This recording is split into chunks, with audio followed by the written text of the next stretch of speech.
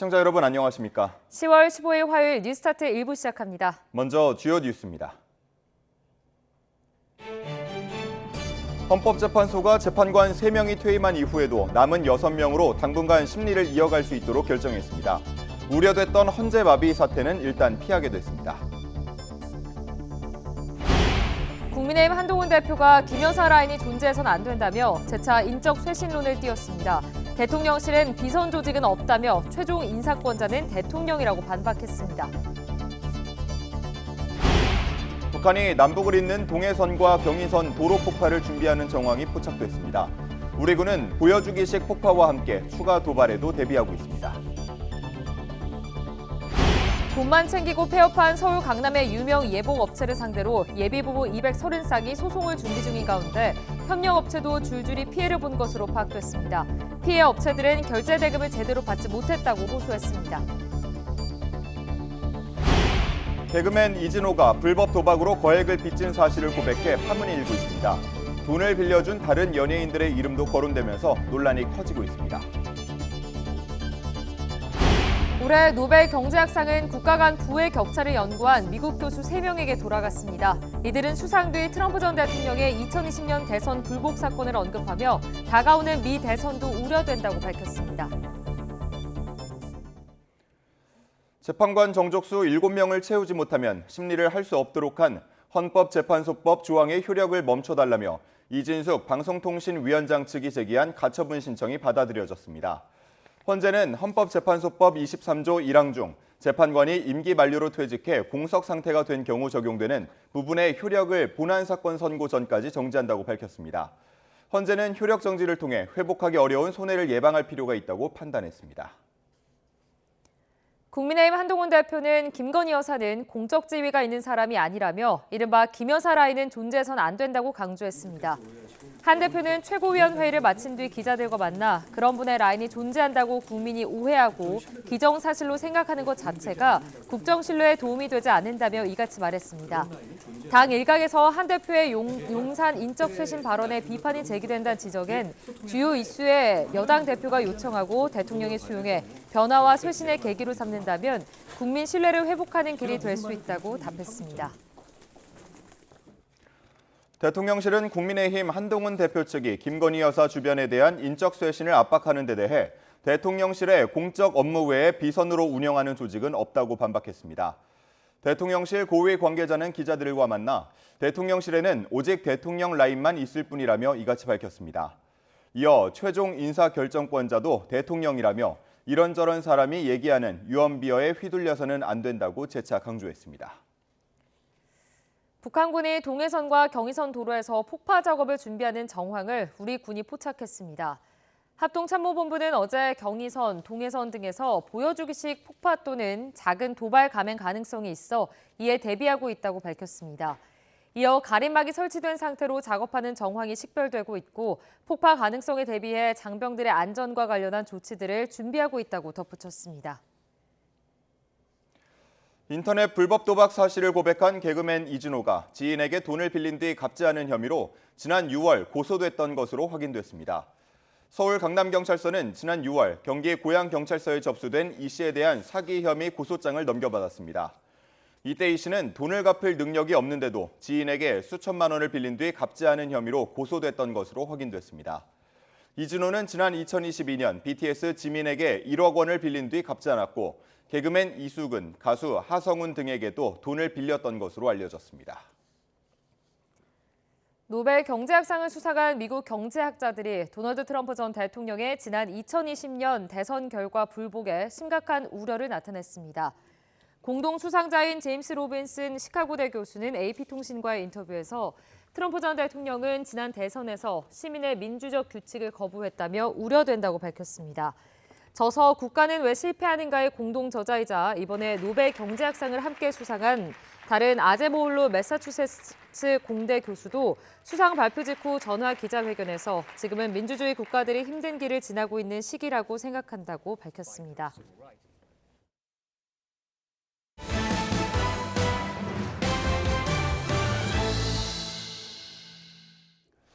헌재가 헌법재판관 3명이 퇴임한 이후에도 당분간 심리를 이어가겠다고 결정하면서 사상 초유의 헌재 마비 사태는 피할 수 있게 됐습니다.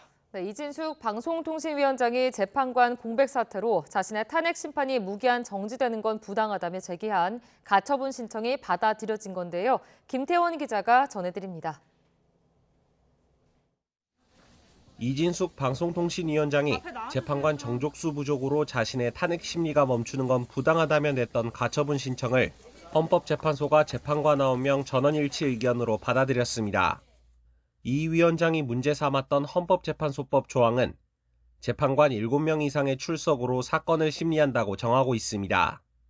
그런데 국회가 오는 17일 퇴임할 예정인 이종석 헌재소장과 이영진, 김기영 재판관의 후임을 뽑지 않으면서 문제가 생겼습니다. 당장 이튿날부터 재판관이 6명이 되면서 헌재 사건 심리가 모두 중지될 수밖에 없는 겁니다. 이에 헌재는 이 위원장이 회복되기 어려운 중대한 손해를 입을 위험이 있고 재판관들의 퇴임도 임박해 손해를 막을 긴급한 필요성도 인정된다고 판단했습니다. 재판 이외의 이유로 재판 절차가 정지된다면 신속한 재판을 받을 권리에 대한 과도한 제한이라며 이 위원장의 권한행사 정지 상태가 길어진다면 방통위원장 업무 수행에도 중대한 장애가 발생할 수 있다고 설명했습니다. 헌재는 이번 결정의 효력이 이 위원장뿐만 아니라 헌재의 사건을 접수한 모든 국민에게 적용되는 것이라고 강조했습니다. 이어 과거에도 국회에 공석이 된 재판관 후임을 제때 뽑아야 할 헌법상 의무가 있다고 판시했지만 달라지는 건 없었다며 아무런 책임이 없는 국민이 공백 사태로 인한 불이익을 지게 된다고 국회를 비판하기도 했습니다. 헌재가 오는 18일 현실화할 것으로 우려했던 마비 사태를 스스로 피하는 결정을 내렸습니다. 다만 이번 가처분 결정은 헌재가 사건에 대한 결정을 내릴 수 있는 의결 정족수가 아닌 재판 진행을 위한 심리 정족수에 대해서만 적용됩니다. 이 때문에 후임 재판관에 대한 임명 지연이 더 길어진다면 재판 마무리 단계에서 파행이 빚어질 가능성도 배제하기는 어려워 보입니다. YTN 김태원입니다. 이진숙 방송통신위원장은 헌법재판관 정족수에 대한 법 조항 효력을 정지해달라는 가처분이 인용된 것에 대해 최악의 상황을 피하게 돼 다행이라고 밝혔습니다. 이 위원장은 어제 입장문에서 헌법 수호의 최후 보루인 헌법재판소 기능이 마비되는 상황을 피하게 됐다며 헌정 질서를 지켜낸 헌법재판관들의 깊은 감사를 표한다고 말했습니다. 또 민주주의는 법에 의한 지배라는 가장 기본적인 메시지를 이번 인용을 통해 엄숙하게 깨닫는다며 탄핵 심판은 계속된다고 덧붙였습니다. 앞서 이 위원장은 오는 17일 헌법재판관 3명이 퇴임하면 정족수 제한 규정에 따라 탄핵 심판 심리가 중단되는 상황이 부당하다며 헌법 소원과 가처분 신청을 냈습니다. 대통령실 인적 쇄신의 필요성을 언급했던 국민의힘 한동훈 대표가 김건희 여사는 공적 지위가 없으므로 이른바 김 여사 라인은 존재해서는 안 된다고 재차 강조했습니다. 이에 친윤석열계 중진인 권성동 의원은 분열의 정치는 결코 성공할 수 없다며 오히려 한 대표 측의 인적 쇄신이 필요할 것 같다고 맞받았습니다. 김다연 기자입니다. 국민의힘 한동훈 대표는 대통령실의 인적 쇄신이 필요한 이유로 김건희 여사와 관련한 국민적 우려를 불식시켜야 한다는 점을 꼽았습니다. 이틀 만에 한 대표는 김 여사를 공적 지위가 없는 인물로 규정하고 김 여사 라인은 있어선 안 된다고 거듭 발언 수위를 끌어올렸습니다. 일부 대통령실 비서관과 행정관이 김 여사 비선으로 움직인다는 의혹을 정조준한 겁니다. 공적 지위가 있는 사람이 아니잖아요. 그런 라인은 존재하면 안 됩니다. 친한동훈계 의원들도 인사조처로 의혹을 털든지 없으면 없다고 확실히 말해달라고 대통령실을 향한 압박에 가세했습니다. 이분들이 정확히 뭘 하고 있는지에 대한 명확한 설명을 하든지 여사 라인은 없다 이렇게 정리를 해주든지.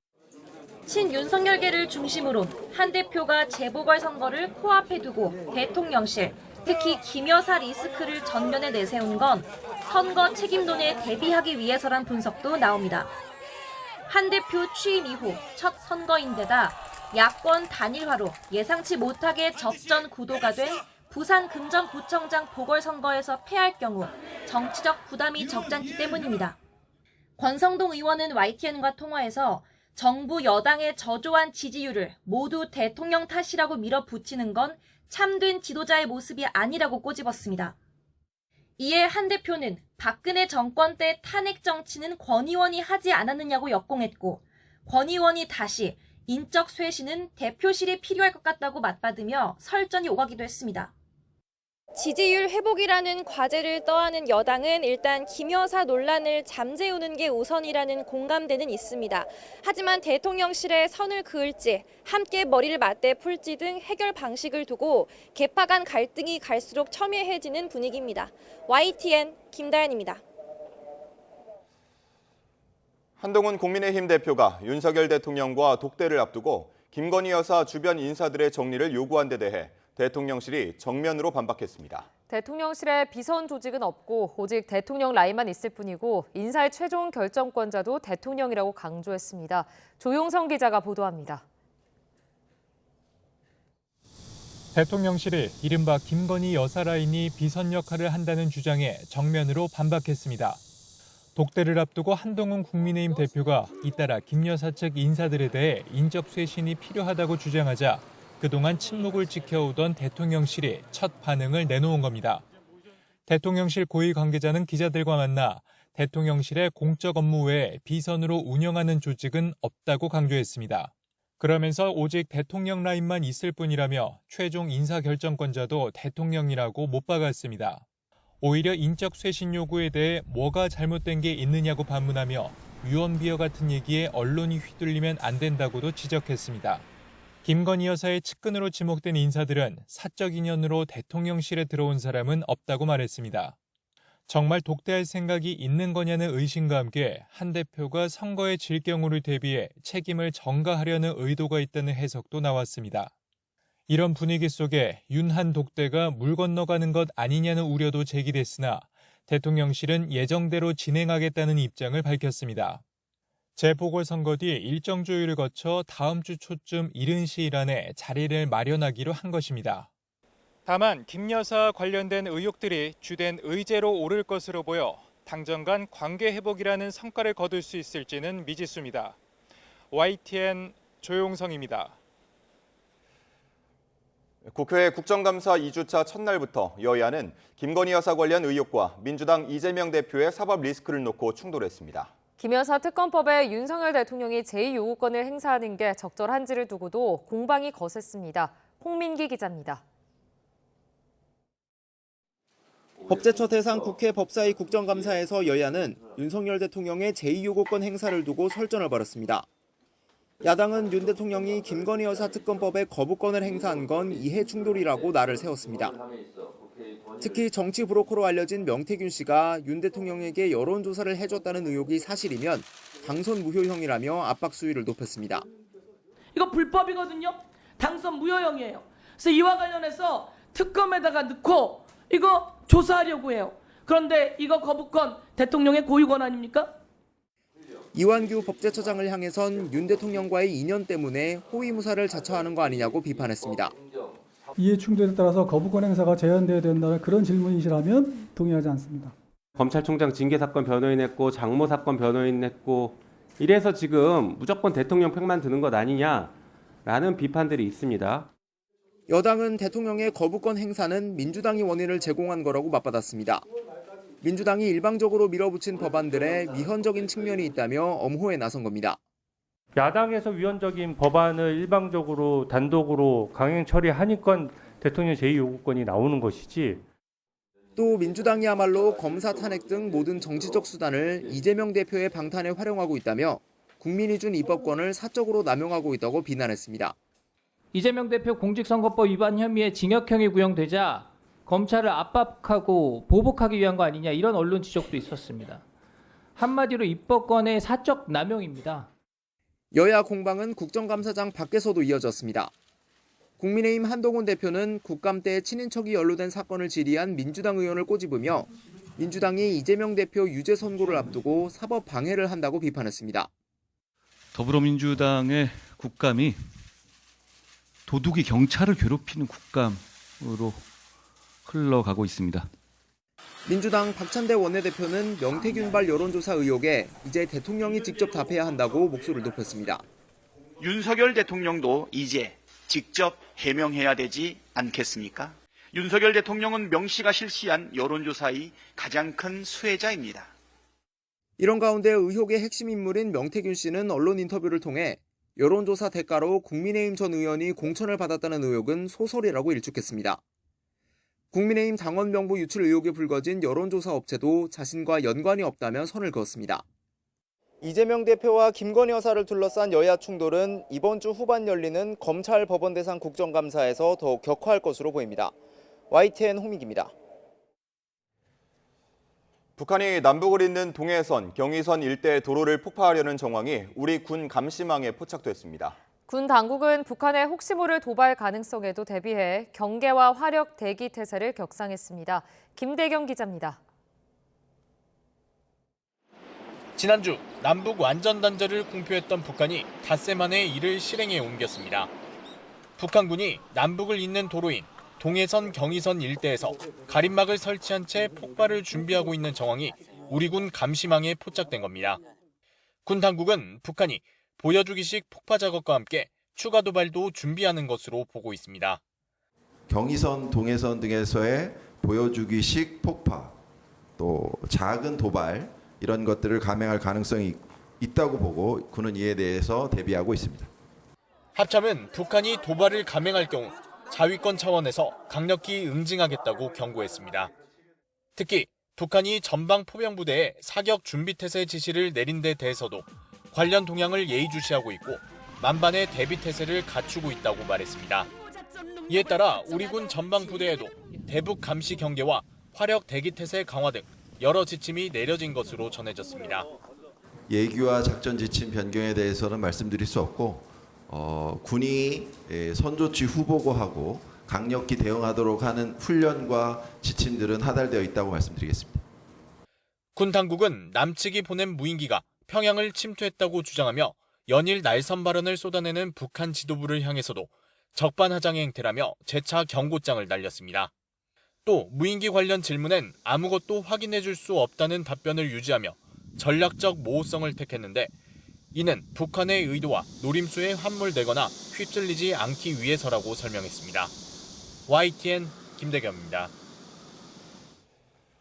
북한이 평양 상공에 뜬 무인기를 확인하고 대남 비난 성명을 내기까지 별다른 조치는 없었습니다. 무인기 발견을 알리면서 한국에 누가 날렸는지도 특정하지 못했는데 이를 통해 북한의 방공망이 엉망이었다는 점도 새로 드러났습니다. 김문경 기자가 보도합니다. 북한이 무인기를 발견한 곳은 평양 상공이었습니다. 그러면서 한국이 보냈다고 주장했는데 구체적인 경로는 밝히지 않았습니다. 대북 전단이 유일한 근거로 전단을 날린 주체를 한국으로만 표기해 누가 날렸는지도 특정하지 못했습니다. 조선민주주의인민공화국의 수도 평양시에 무인기를 침투시키는 엄중한 정치군사적 도발 행위를 감행하였다. 처음에는 무인기를 날리지 않았다던 정부는 나중에 확인해 줄 수 없다고 입장을 바꿨습니다. 자작극이나 남남 갈등을 노린 북한의 행위를 일부러 확인해 줄 필요는 없다고 판단한 것으로 보입니다. 이거 심각한 것은 북한이 스스로가 알아내야 됩니다. 근데 우리가 알아서 답은 이거다라고 해줄 필요가 없는 거죠. 북한의 쓰레기 풍선이나 미사일 발사 등에서 보듯 우리 군은 도발 원점과 비행 경로를 추적하고 이를 공개해 왔습니다. 북한의 주장이 설득력을 얻으려면 한국 전방에서 평양까지 100km를 훌쩍 넘는 비행 경로 등을 제시해야 합니다. 앞서 지난 2022년 북한의 무인기가 휴전선을 넘어 서울까지 날아오자 우리 군은 북한이 무인기를 날린 지역으로 우리 무인기를 보냈습니다. 이때도 북한은 우리 군이 밝히기 전까지 눈치채지 못했습니다. 유무인 정찰 자산을 군사분계선 근접 지역과 이북 지역으로 투입하여 적 주요 군사시설을 촬영하는 등 정찰 및 작전 활동을 실시하였다. 북한이 치명적 약점이 될 수도 있는 허술한 방공망을 대내외에 알리면서까지 평양에 무인기가 출몰했다고 대대적으로 공개한 배경에 더 관심이 쏠리고 있습니다. YTN 김문경입니다. 북한이 남한 무인기가 평양 상공에 침입해 대북 전단을 살포했다는 주장에 대해 러시아는 북한에 대한 주권 침해이자 내정 간섭이라며 동조했습니다. 러시아 외무부는 현지 시간 14일 성명을 통해 서울의 이러한 행동은 북한 주권에 대한 중대한 침해이자 독립국가의 합법적인 국가체계를 파괴한 것으로 볼 수밖에 없다며 이같이 주장했습니다. 러시아 외무부는 평양을 포함한 북한 영토에 남한 무인기가 전단을 살포했다는 북한발 보도를 전하면서 최근 한반도 긴장이 높아지고 있다고 지적했습니다. 블라디미르 푸틴 러시아 대통령이 러시아와 북한이 지난 6월 체결한 조약 비준에 관한 법안을 하원에 제출했다고 스푸트니크 통신이 보도했습니다. 타스 통신은 하원 데이터베이스에 게시된 이 문서에 2024년 6월 19일 평양에서 체결된 러시아 연방과 북한의 포괄적인 전략적 동반자 관계에 관한 조약을 비준한다는 내용이 담겼다고 전했습니다. 푸틴 대통령은 지난 6월 북한을 국빈 방문했을 때 김정은 북한 국무위원장과 정상회담한 뒤 이 조약을 체결했습니다. 이 조약에는 쌍방 중 어느 한쪽이 무력 침공을 받아 전쟁 상태에 처하면 다른 쪽이 군사 원조를 제공할 수 있다는 내용이 포함돼 있어 북러가 군사 동맹 수준으로 관계를 끌어올렸다는 평가가 나옵니다. 미국 대통령 선거가 22일 남은 가운데 양당 후보가 최대 격전지인 펜실베니아주로 동시 출격합니다. 미 부통령실과 공화당 대선 캠프에 따르면 현지 시간 14일 카멀라 해리스 부통령은 펜실베니아주 이리 카운티에서 유세를 하고 도널드 트럼프 전 대통령은 같은 주의 교회에 위치한 오크스에서 경제를 주제로 타운홀 미팅을 개최합니다. 초박빙 양상의 이번 대선에서 펜실베니아주는 승부를 결정질 7개 경합지 중에서도 가장 중요한 격전지로 꼽힙니다. 올해 노벨 경제학상은 국가 간 빈부 차이와 민주주의와 경제 발전의 관계를 연구해온 미국 교수 3명에게 돌아갔습니다. 네, 국가는 왜 실패하는가 공동저자로 국내에서도 잘 알려져 있는데 수상자 3위는 2020년 트럼프 전 대통령의 대선 불복을 언급하며 11월 대선을 우려했습니다. 워싱턴에서 홍상희 특파원의 보도입니다. 노벨 경제학상은 미국 경제학자 3명에게 돌아갔습니다. MIT 아제몰루와 존슨, 시카고 대학의 로빈슨 교수가 주인공으로 국가 간 경제적 불평등을 연구해온 학자들입니다. 스웨덴 왕립과학원은 제도가 국가의 경제적 번영에 어떤 영향을 미치는지 연구해온 성과를 인정해 노벨 경제학상을 수여했다고 밝혔습니다. Reducing the huge differences in income between countries is one of our time's greatest challenges. Groundbreaking research, we have a much deeper understanding of the root causes of why countries fail or succeed. 튀르키예 출신 아제모울루 교수는 이미 지난 2005년 예비 노벨 경제학상으로 불리는 존 베이츠 클락 메달을 수상하며 유력한 노벨상 후보로 거론되었습니다. 특히 공동 수상자인 로빈슨 교수와 함께 쓴 국가는 왜 실패하는가는 남한과 북한을 예로 들며 포용적 경제제도가 한 나라의 번영을 이끈다고 역설해 국내에도 잘 알려져 있습니다. 공동 수상자 존슨 교수 역시 부인이 한국계 미국인으로 한국과 특별한 인연을 맺어왔습니다. 경제 성장에 있어 민주주의의 역할을 강조해온 이들 학자들은 노벨 경제학상 수상 뒤 다가오는 미 대선에 대해 우려의 목소리를 냈습니다. 지난 2020년 트럼프 전 대통령의 대선 불복 사건을 언급하면서 민주주의 제도가 도전을 받게 됐다는 점을 강조했습니다. Support for democracy is at an all-time low, especially in the U.S., but also in Greece, in the UK, in France. I think that is a symbol of how people are disappointed with democracy. And these are the kinds of actions that have historically, in other situations, really undermined democracy, and that means undermining the economic basis of shared prosperity. So we'll see what happens in November. 로빈슨 교수도 지난 대선에서 트럼프 전 대통령이 민주적 규칙을 거부했다며 이번 대선이 우려된다고 밝혔습니다. 해리스 부통령이 당선될 경우 트럼프 전 대통령이 또다시 대선 결과에 불복할 가능성이 제기되면서 노벨 경제학상 수상자들은 경제 발전에 중요한 민주주의의 근간이 흔들릴 수 있다고 경고했습니다. 워싱턴에서 YTN 홍상입니다. 한 줄 뉴스입니다. 외국인 가사관리사 시범 사업으로 입국했다가 숙소를 무단으로 이탈한 뒤 붙잡혔던 필리핀 국적 가사관리사 2명이 본국으로 돌아갔습니다. 출입국 당국은 이들이 향후 일정 기간 우리나라에 입국할 수 없도록 조치했습니다. 가수 제시에게 사진 촬영을 요청했던 팬이 폭행당한 사건과 관련해 경찰이 제시를 직접 불러 조사하는 방안을 검토하고 있습니다. 농구선수 출신 방송인 현주엽 씨로부터 강요 미수 혐의로 고소당한 변호사에 대해 검찰이 불기소 처분을 내린 것은 문제가 없다는 법원 결정이 나왔습니다. 지난 2017년 발생한 인천 페스티벌 성폭행 미제 사건의 범인이 7년 만에 붙잡혀 구속됐습니다. A씨는 검거 직전까지도 경기도에 있는 여자 고등학교에서 행정공무원으로 일하고 있었던 것으로 파악됐습니다.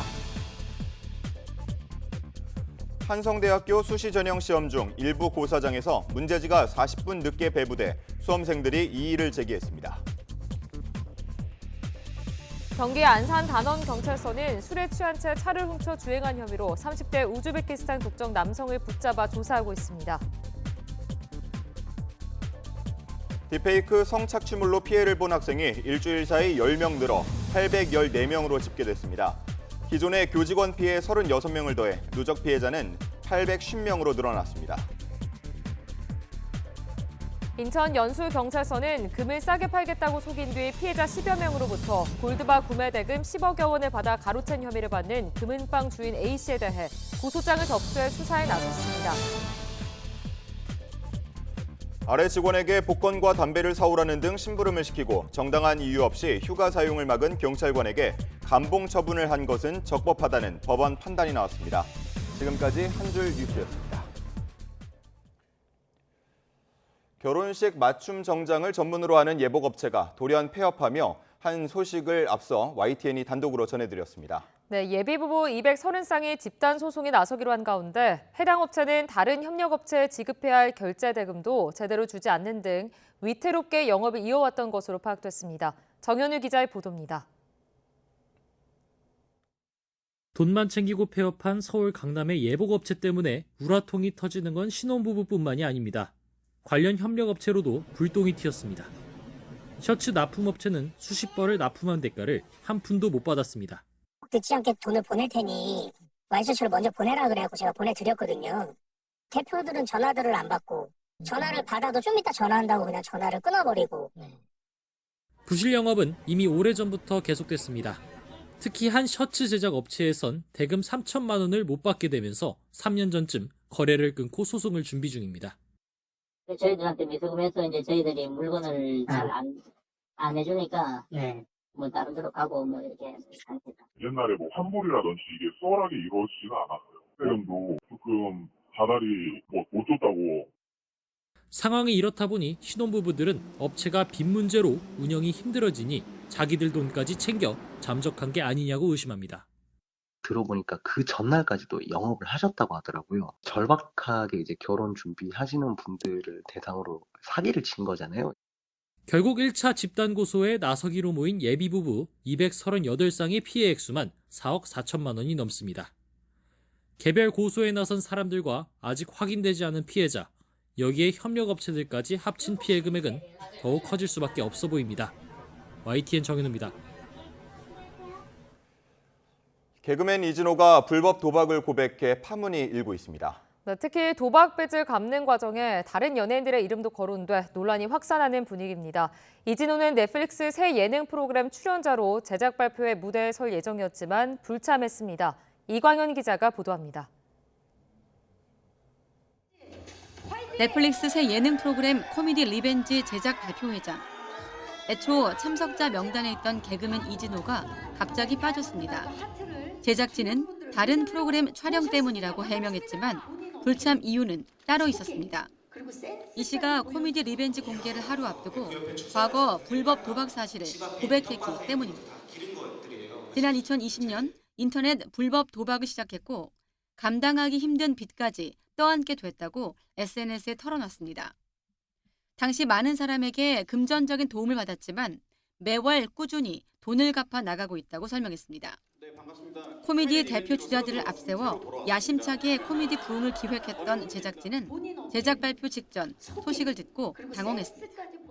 이게 저희가 좀 더 파악할 시간이 있었으면 좋았을 텐데요. 지금 제가 진짜 들어오기 직전에 바로 그거를 들었습니다. 그래서 아직 그 글도 제대로 읽지 못한 상태여서 좀 파악 중인 상황이고. 함께 출연한 선배 개그맨 이경규는 개인사임을 강조하며 프로그램 순항 의지를 확인했습니다. 한 명의 어떤 개인적인 그 사생활을 통해서 저희 프로그램이 흔들리지는 않습니다. 그래서 뭐 저도 그 소식은 조금 전에 들었는데 크게 뭐 개의치 않고 저희 프로그램은 그냥 순항할 예정입니다. 돈을 빌려준 동료들 이름도 거론되면서 이진호의 도박 고백 파문은 연예계 전체로 번지는 분위기입니다. 지난 2022년 BTS 지민은 차용증을 쓰고 1억 원을 빌려줬지만 받지 못했고 개그맨 이수근과 가수 하성운도 피해를 본 것으로 알려졌습니다. 이진호는 죽을 때까지 변제하겠다며 성실하게 경찰 조사를 받겠다고 밝혔습니다. YTN 이광현입니다.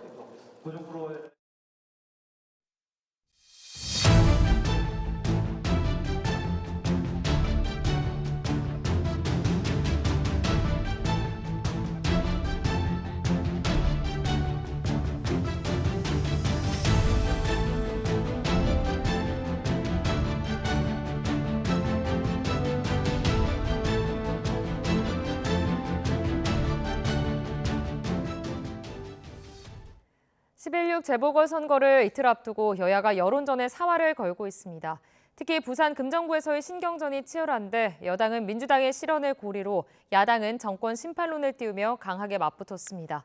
박정은 기자입니다. 국민의힘은 혈세 낭비 발언으로 물의를 빚은 민주당 김영배 의원을 국회 윤리위에 제소하며 연일 공세 수위를 끌어올리고 있습니다. 김 의원이 우발적으로 SNS에 올린 글이 아니라 유세장에서 반복적으로 발언했다는 점을 강조하며 금정구민을 바라보는 민주당 시각을 대변하는 거라고 맹공을 퍼부었습니다. 정치 선전이나 선동의 도구로만 여기는 것 같아요. 그게 우발적인 거라면 그 선거 유세 현장에서 왜 아무도 말리지 않았습니까? 최근 야권 단일화와 여권 지지율 하락 등으로 보수 성향이 강한 부산 금정에서 접전 양상이 펼쳐지자 야당 설화를 고리로 지지층 결집에 나선 겁니다. 야권도 막판 총력전을 펼치는 모습입니다. 주권자가 주권자 노릇을 해야 대접을 받는다며 대리인의 활동 결과에 제대로 책임을 물어야 한다고 또 한 번 심판론을 띄웠습니다. 대리인의 선출, 또 대리인의 활동에 대한 감시를 또 그 결과에 대한 책임을 제대로 묻지 않으면 주인이 아니라 객이 될 수밖에 없습니다. 특히 높은 사전투표율을 두고 내부에선 정권 심판의 열기가 반영된 거란 기대도 적잖은데 일각에선 김 의원의 혈세 낭비 발언이 보수층 역결집을 유도할까 촉각을 곤두세우는 기류도 읽힙니다. 민주당은 이와 함께 내수 경제가 심각한 위기 상황이라며 정부 책임론을 부각했는데 여당에선 엉터리 주장은 하지 말고 공부부터 하라고 일갈하며 설전이 벌어졌습니다. 이번 재보선 결과가 한동훈, 이재명 두 여야 대표 리더십에 적잖은 영향을 미칠 거란 분석이 많습니다. 군수 구청장을 뽑는 기초단체장 재보선에 이례적으로 여야 총력전이 펼쳐지는 이유입니다. YTN 박정현입니다. 국민의힘이 국악인들의 연주를 기생집으로 표현한 더불어민주당 양문석 의원 등을 국회 윤리특별위원회에 제소했습니다. 민주당도 일제시대 선조들의 국적은 일본이라고 주장한 김문수 고용노동부 장관 등의 발언을 지적했는데 국민 정서에 어긋난 국감장 발언들로 눈살을 찌푸리게 한다는 지적이 나옵니다. 이준엽 기자가 보도합니다. 가야금과 소리명인을 비롯한 국악인들이 국회 기자회견장에 모여 민주당 양문석 의원의 사죄를 외칩니다. 양 의원이 앞서 문화체육관광위원회 국정감사에서 김건희 여사가 참석한 간담회에서 가야금 연주가 이뤄진 것을 두고 기생집에 비유한 데 반발하고 나선 겁니다. 김대중 대통령님과 김정숙 여사님도 저희 공연을 보셨으니까 그 자리를 기생들이 노는 자리로 인식하셨을까요? 여당은 양 의원과 함께 앞서 법사위 국감에서 검사 아랫도리를 비호하는 것이 한심하다고 발언한 장경태 의원, 고인모독 논란인 김영배 의원을 윤리위원회에 제소했습니다. 국회의원으로는 생각할 수 없는 저급한 발언으로 의원 스스로 국회 품격을 무너뜨렸다며 반드시 처벌이 이뤄져야 한다고 비판했습니다. 국회가 민주당 막말 3인방을 징계하여 지긋지긋한 막말 정치를 건절해서 국회의 권위를 회복하도록 하겠습니다. 김영배 의원을 이미 당 윤리심판원에 회부한 민주당에선 다른 두 의원 발언에는 별다른 입장을 내지 않고 있습니다. 민주당은 다만 여권 인사들이 망언을 하고 있다고 지적했습니다. 일제강점기 선조들의 국적은 일본이라는 주장을 끝내 굽히지 않은 김문수 고용노동부 장관, 5.18 북한 개입설을 또 제기한 김광동 진실화해위원장, 우리 국민 수준이 1940년대 영국보다 못하다고 발언한 박지양 동북아 역사재단 이사장을 겨냥했습니다. 대통령은 국민들이 용납할 수 없는 이런 망언 일삼는 인사들 즉각 파면하시기 바랍니다. 그리고 공식 사과하십시오. 우리 민주당은 역사 부정 세력이 다시는 발을 붙일 수 없도록 관련 법안들을 신속하게 정비하겠습니다. 특히 윤석열 정권의 국가 정체성을 훼손하는 친일 뉴라이트 바이러스가 침투했다며 반국가, 반국민적 언행을 하면 공직에 앉을 수 없도록 입법까지 추진하겠다고 밝혔습니다. 일본 국적이었지. 일본 국민은 통상은 내진을 말하고 우리는 조선족 일본 국적을 부여한 겁니다. 조선족이고요. 끊이지 않는 막말 논란은 국감마저 정쟁에 갇힌 여야 대치 정국의 부작용이라는 평가가 나옵니다. 특히 정책 중심 감사의 날카로움은 발언 수위와는 무관하다는 점을 되새겨야 한다는 지적도 제기됩니다. YTN 이준엽입니다. 더불어민주당 양문석 의원은 최근 국정감사에서 자신이 했던 기생 발언에 대해 오해를 살 수 있는 표현에 상처받은 분들, 특히 국가무형문화재 전승자들께 진심으로 사죄한다고 밝혔습니다. 양 의원은 SNS에 아무리 좋은 의도라 하더라도 표현의 의미를 충분히 고려하지 못하고 사용한 게 거칠었다는 지적을 무겁게 받아들이고 신중하지 못했음을 반성한다며 이같이 적었습니다. 국회 행정안전위원회 경기도 국정감사에서는 최근 북한의 대남 위협이 고조되고 있는 가운데 접경 지역인 파주시장의 참고인 채택을 두고 여야가 신경전을 펼쳤습니다. 더불어민주당 이재명 대표와 김건희 여사 관련 의혹 등을 놓고도 공방이 오갔습니다. 최명신 기자입니다. 여야는 접경 지역인 파주시장의 참고인 채택을 두고 시작부터 날을 세웠습니다. 여당은 참고인 출석 7일 전까지 출석 요구서를 송달해야 하는 절차를 위배했다. 야당은 상황이 시급한 만큼 타당하다고 맞섰습니다. 이렇게 절차를 무시한 좀 심한 표현을 쓰면 떴다방 같은 국정감사에 정말 좌절감을 느낍니다. 시급한 상황에서는 국회가 그게 맞게끔 대응하는 게 필요하다고 생각합니다. 파주시장이 출석하자 공방은 더욱 뜨거워졌습니다. 일부 탈북자들의 실정법 위반 행위에 대해 민주시민의 자격으로 시민권을 발동해서 적극적으로 저지해 나설 것입니다. 평화를 얘기해야 될 때라고 하면 그 말을 누구한테 해야 됩니까? 북한에 먼저 해야 되는 거 아니에요? 김정은한테? 김동연 경기지사는 북한의 포병부대 완전 사격 준비 태세에 대응해 위험구역 설정을 검토하고 있다고 말했습니다. 제가 연천, 포천, 파주, 김포, 고양 전 지역에 대한 그 위험구역 설정을 검토하라고 지시를 오늘 아침에 이 국감하기 전에 하고 왔단 말씀입니다. 여야는 경기도 현안 질의보단 상대방 흠집내기에 골몰했습니다. 국민의힘은 이재명 대표가 경기지사 시절 추진했던 일산대교 무료화 조치 적절성과 지역화폐 운영 대행사의 불법 특혜 의혹을 집중 제기했고, 그 이재명 대표와 지역화폐 연결 고의에는 지금도 경기도 지역화폐 운영 대행사 있죠. 코나아이 알고 있죠. 민주당은 서울 양평고속도로 변경한 종점 근처에 김건희 여사 일가 토지가 있는 게 특혜라며 맞받았습니다. 요즘 인터넷에서 가장 찾기 쉬운 자료 중 하나가 양평고속도로의 종점 변경안에 김건희 여사 소유 땅을 지난다는 것으로 특혜 의혹이 있다는 점이고, 관심이 집중됐던 고향 K컬처밸리와 경기북부 특별자치도에 대해선 이렇다 할 질의조차 이루어지지 않았습니다. YTN 최명신입니다. 오늘 국회 행정안전위원회 서울특별시와 서울경찰청 대상 국정감사에서는 김건희 여사의 마포대교 시찰 등이 다뤄질 것으로 예상됩니다. 또 지난 2021년 서울시장 보궐선거 때 오세훈 시장의 당선을 도왔다는 명태균 씨 주장과 관련해 황당무계한 주장이라며 반발한 오세훈 시장에게도 질의가 집중될 것으로 보입니다. 교육위원회 서울대학교와 서울대학교병원 등 국감에선 의정 갈등으로 인한 의료 대란 문제가 화두로 오를 것으로 보입니다. 이 밖에 법제사법위원회에서는 감사원을, 국방위원회에서는 방위사업청 등을 대상으로 국감을 진행할 예정입니다. 오늘의 주요 경제 일정입니다. 한국부동산원이 9월 한 달 동안의 집값 변화 추이를 오늘 내놓습니다. 지난 8월 1.27%가 올라 5년 11개월 만에 최대 상승폭을 기록한 서울 아파트값이 한 달 사이 어떻게 변했을지 관심이 쏠립니다. 대기업과 중소기업 그리고 소상공인이 함께 내수 활성화를 위해 진행한 9월 동행축제 성과가 오늘 발표됩니다. 온라인과 오프라인, 간접 매출 등 9월 동행축제 전체 매출액이 전달 대비 얼마나 커졌을지 함께 보시죠.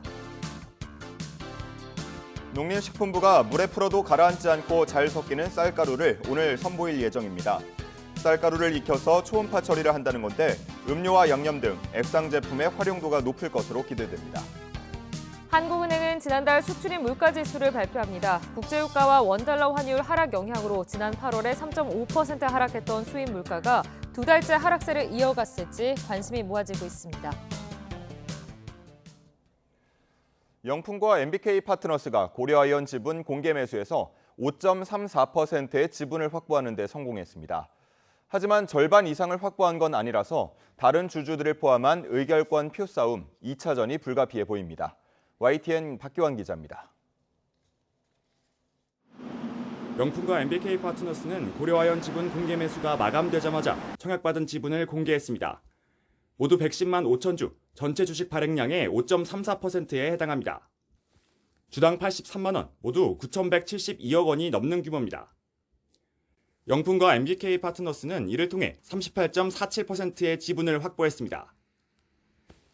영풍과 MBK 측은 입장문을 통해 한국 자본시장에서 의미 있는 이정표가 될 것이라며 고려아이언이 진행하는 자사주 공개 매수 중단에 역량을 집중하겠다고 밝혔습니다.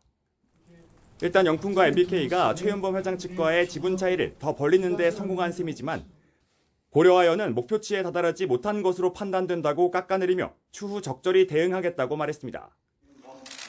고려아이언은 일단 오는 23일까지 자사주 공개 매수를 이어가지만 당장 의결권 없는 자사주로 판세를 뒤집기는 어려워 보입니다. 이 때문에 이제 공은 2차전 주주총회로 넘어갈 것으로 전망됩니다. 양측 모두 절대 과반에 미치지 못해 결국 의결권 다툼을 위한 내편을 만드는 데 집중할 수밖에 없습니다. 최윤범 회장의 우호 세력인지를 두고 말이 엇갈리는 하나와 현대차, LG화학 등 주요 주주들과 국민연금이 캐스팅 보트를 쥐게 될 것으로 보입니다. 영풍과 MBK는 기존 최 회장 측의 경영 실패와 각종 의혹을 부각하고 현금을 물수듯하는 거다 이거는. 일반 기업에 있을 수 없는 일입니다. 이대로 가면 올해 말에는 이 회사가 창사 이후 처음으로 순부채 포지션으로 바뀝니다. 고려아이언 측은 적대적 M&A, 기술 유출 우려 등을 들며 부딪힐 것으로 예상됩니다. MBK가 경영권을 장악하는 경우 결국 MBK는 고려아이언을 중국 기업이든 누구든 높은 가격을 제시하는 매수인에게 매각할 것입니다. 영풍과 MBK 측은 고려아이언의 공개 매수 절차가 끝난 뒤 임시 주주총회를 요구할 것으로 보여서 쩐의 전쟁에 이은 양측의 수싸움은 더 거세질 전망입니다. YTN 박견입니다. 10월 15일 화요일 미리 보는 오늘입니다. 그룹 뉴진스의 한이가 오늘 국회 환경노동위원회 국정감사에 참고인으로 출석합니다. 한이는 오후 국정감사에서 이른바 따돌림 논란과 관련해 직접 증언할 예정인데요. 앞서 한이는 지난달 11일 유튜브 라이브 방송에서 하이븐의 다른 그룹의 매니저가 멤버들에게 자신을 무시하려고 말했다고 폭로한 바 있습니다. 환노위는 이번 국정감사를 통해 이 사건이 근로기준법상 직장 내 괴롭힘에 해당하는지를 중점적으로 확인한다는 계획입니다. 축구대표팀이 오늘 저녁 이라크와의 월드컵 3차 예선 경기를 치릅니다. 홍명보 감독은 이라크전을 앞두고 어제 열린 공식 기자회견에서 요르단전을 마치고 선수단에 자신감이 생겼다며 좋은 결과를 가져올 수 있도록 준비하겠다고 말했습니다. 홍 감독은 황희찬과 엄지성이 팀에서 이탈한 만큼 대체 자원이 얼마나 해주는지가 중요하다며 특히 요르단전에서 활약한 배준호에 대해선 성장하는 속도가 빠르다며 기대감을 나타냈습니다. 국민농산물 품질관리원은 김장철을 맞아 오늘부터 다음 달 30일까지 김장 채소류 안전성 조사를 진행합니다. 농관원은 배추와 무, 파, 마늘, 생강 등 품목별 주산지를 중심으로 시로 700점을 수거해 농약 성분 잔류 여부를 검사하게 됩니다. 인천시는 오늘부터 10개 운수업체 28개 노선버스 201대를 대상으로 인천형 광역버스 준공영제를 시행합니다. 시는 현재 59.9% 수준인 광역버스 운행률을 70%까지 높이고 주요 출퇴근 노선인 M6005번, 9100번 등의 배차 간격을 10분 이내로 단축하기로 했습니다. 지금까지 미리 보는 오늘이었습니다. 우크라이나 동부전선에서 공세를 이어가는 러시아군이 최근 흑해 곡물 항로를 다시 틀어막을 움직임을 보이고 있습니다. 3년 전처럼 세계 식량 가격이 다시 가파르게 오르지 않을까 걱정이 커지고 있습니다. 보도에 유투권 기자입니다. 지난 8월 우크라이나가 쿠르스크를 침공한 이후 러시아는 오히려 동부전선에서 공세를 강화했습니다. 치열한 전투를 거듭하면서 우크라이나의 병참 기지인 포크로우스크를 향해 조금씩 전진하고 있습니다. 동시에 최대 무역항인 남부 오데사를 겨냥해서도 공습의 강도를 높여왔습니다. 여기에 더해 지난달부터는 우크라이나 곡물을 수송하던 외국 선박을 직접 공격하기 시작했습니다. 40여 개 나라의 밀과 보리, 옥수수 등을 공급하는 항로가 다시 봉쇄될 위기에 처했습니다. Саме те, що російські терористи завжди сприймають як мішень. Продовольча безпека регіону і світу. 러시아는 지난 2022년 우크라이나를 침공하면서 흑해의 모든 항구를 봉쇄했습니다. 이 때문에 식량 가격은 사상 최고치까지 올라갔고 가난한 중동과 아프리카 국가들은 큰 위기를 겪었습니다. It means that Ukraine and Russia Federation are key exporters of cereals, 30% of cereals in the world, and they export around 63% of sunflower to the world, which is all the seeds. 유엔과 튀르키예의 중재로 다시 항구가 열린 뒤 러시아는 곡물 수송선에 대한 공격은 자제해왔습니다. 하지만 2년 만에 다시 흑해 항로가 위협을 받으면서 식량 시장의 긴장감이 높아지고 있습니다. 러시아의 공격은 한때 3분의 1까지 줄었다가 거의 회복된 우크라이나의 곡물 수출에 타격을 주려는 의도로 풀이되고 있습니다. 곡물 시장에서 우크라이나와 경쟁하는 러시아는 자연스럽게 반사 이익을 챙길 수 있습니다. 실제로 러시아는 지난해 국제사회의 제재에도 불구하고 역대 최고치인 8,700만 톤의 밀을 수출하며 막대한 자금을 손에 넣었습니다. YTN 유튜원입니다. 러시아와 3년째 전쟁 중인 우크라이나. 전쟁이 길어지면서 병력 부족이 이어지고 있는데요. 최근 콘서트장에 있던 젊은 남성들이 모병관에게 끌려가는 영상이 소셜미디어에 퍼지고 있습니다. 화면으로 함께 보시죠. 현재 시각으로 지난 12일 우크라이나 수도 키이우의 한 실내 경기장 앞에서 남성들이 몸싸움을 벌이고 있습니다. 경찰을 동원한 모병관들이 인기 록밴드의 공연을 보러 온 남성을 끌고 가 강제로 입대시키려는 건데요.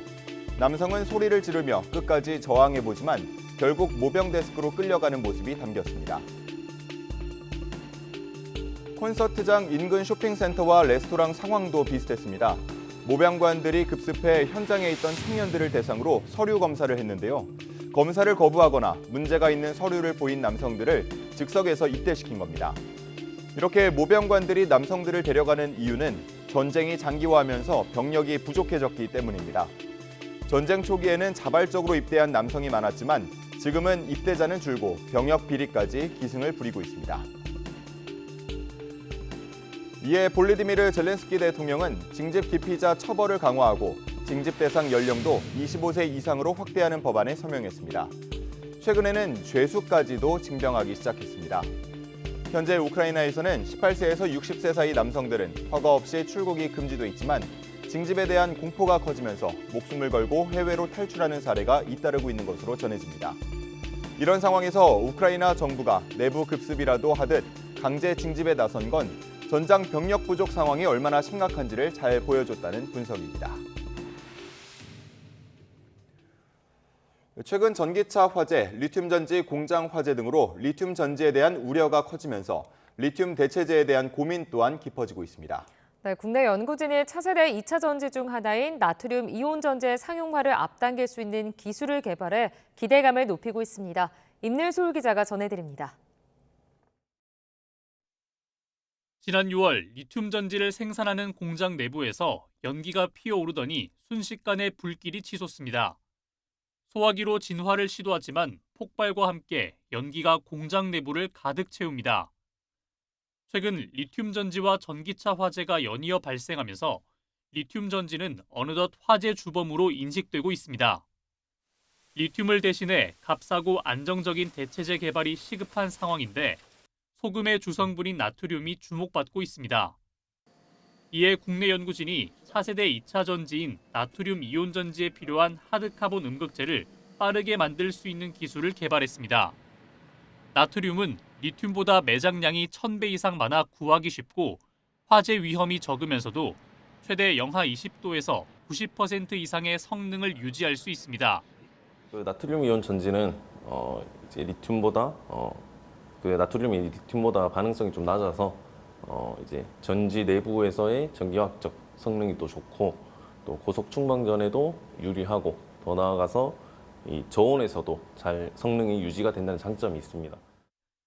지금까지 나트륨 이온 전지의 상용화가 어려웠던 건 기존 음극재를 쓸 수 없고 나트륨 이온 전지용 음극재인 하드카본이 필요하기 때문입니다. 문제는 하드카본을 만들려면 탄화수소 재료를 1000도 이상의 고온에서 오래 태워야 해 공정이 어렵고 비용도 많이 든다는 겁니다. 이를 극복하기 위해 연구팀은 마이크로파 유도 가열 기술을 활용했습니다. 마치 재료를 전자레인지에 넣고 돌리듯 30초 만에 1400도 이상으로 고속 가열해 하드카본을 빠르게 만들었습니다.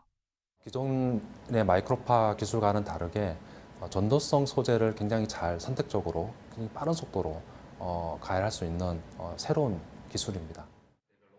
연구팀은 마이크로파에 의한 전자기 유도 현상과 유도 전류에 의한 현상을 한꺼번에 컴퓨터로 계산하는 멀티피직스 시뮬레이션을 활용했다고 설명했습니다. 또 하드카본의 성능을 높이고 대량 생산할 수 있도록 추가 연구를 이어가 나트륨 이온 전지의 상용화를 앞당기겠다는 계획입니다. YTN 사이언스 임늘솔입니다. 우리나라 최초로 노벨 문학상을 받은 소설가 한강이 이번 주 포니정 혁신상 시상식을 통해 수상 이후 첫 공식 행보에 나설 것으로 보입니다. 한강은 모레 열리는 제18회 포니정 혁신상 시상식에 참석하겠다는 의사를 출판사 측에 전달한 것으로 파악됐습니다. 한강 작가는 노벨 문학상 수상 뒤 기자회견을 고사하며 두문 불출해온 만큼 사실상의 노벨상 소감 발표 자리가 될 것으로 예상됩니다. 대한배드민턴협회가 안세영의 운동화에 대해 당분간 자율권을 허용하기로 했습니다. 협회는 보도자료를 통해 요넥스와 협의가 완료될 때까지 안세영 선수의 경기화에 한시적이고 제한적이며 예외적인 자율권을 허용하기로 했다고 밝혔습니다. 협회는 파리올림픽 이후 표현된 국민 여론과 안세영 선수의 의견 등을 종합적으로 고려한 조치라고 설명했습니다. 그러면서 안세영 선수가 만족할 만한 경기용 신발을 개발할 수 있도록 최선을 다함과 동시에 국가대표 선수들의 용품 선택 등 문제에 대해 요넥스와 신중하게 협의 중이라고 덧붙였습니다. 오늘 아침 출근길도 우산 챙기셔야겠습니다. 전국 곳곳에 가을비가 이어지고 있는데요. 비구름이 동쪽으로 이동하면서 수도권은 오전에, 강원과 충청 이남은 오후에 비가 그칠 것으로 보입니다.